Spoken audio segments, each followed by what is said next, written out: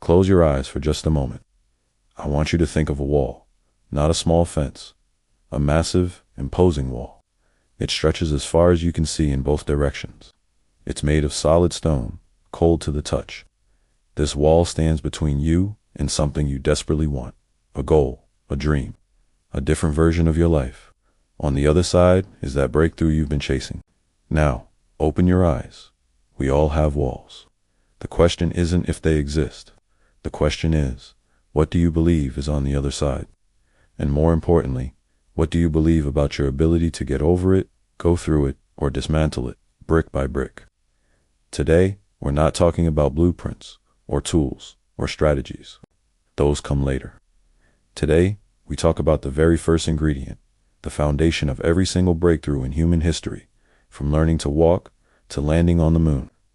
It begins with belief, not a passive hope, not a vague wish, but a deep, resonant, undeniable belief that acts as the architect of your reality, the foreman of your efforts, and the fuel for your journey when every muscle screams to stop. Your belief is not just a feeling, it's an instruction. It is the single most powerful directive your mind receives. Neuroscientists call it the reticular activating system, a fancy term for your brain's filter.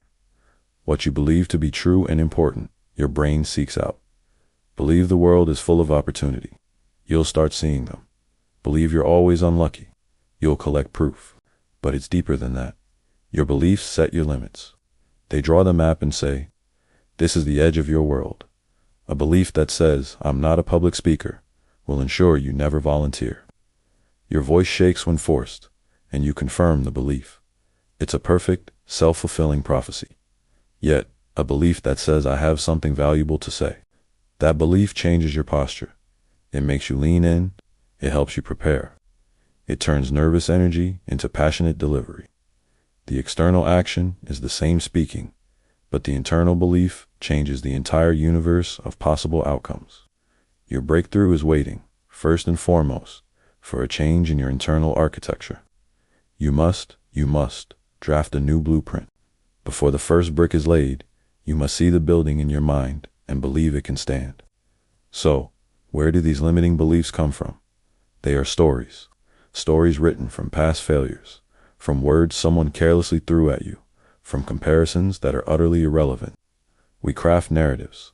I've always been bad at this. People like me don't get that. It's too late.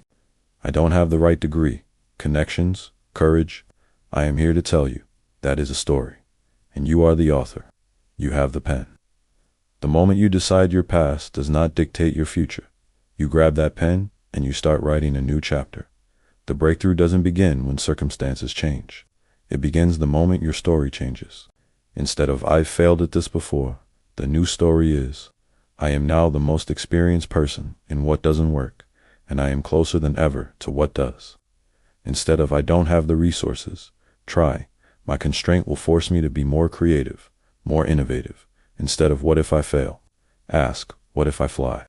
This shift in narrative is the cracking of the shell. It's the first, crucial fracture in that wall. Because the wall was never made of just external obstacles. It was mortarized with the cement of your old story. Okay, so how do we build this belief when the evidence might suggest otherwise? We build it deliberately. First, act as if. You don't wait for belief to magically appear. You behave your way into belief. If you believed you were the CEO of your life, how would you carry yourself? What decisions would you make today?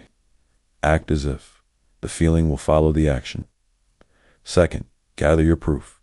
Stop collecting evidence against yourself. Start a proof log. Every tiny win, every compliment you accepted, every time you didn't quit, write it down. That log becomes the concrete evidence for your new belief. You are building a case for your own capability. Third, speak to your future self. Your current self might be unsure. That's okay. But your future self, the one who already achieved the breakthrough, what do they believe? Get quiet and ask them. They will tell you. I believed it was possible long before I saw it. Borrow their belief. Let it pull you forward. Fourth, surround your belief with fortitude. Belief is a tender seed at first. Protect it.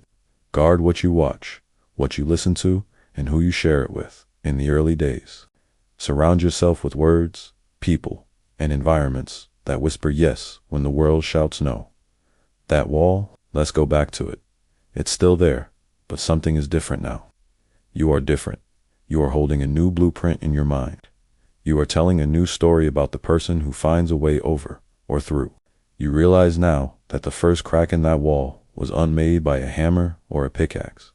It was made by a single, powerful, deliberate thought. I can. That thought is the beginning. That belief is the genesis.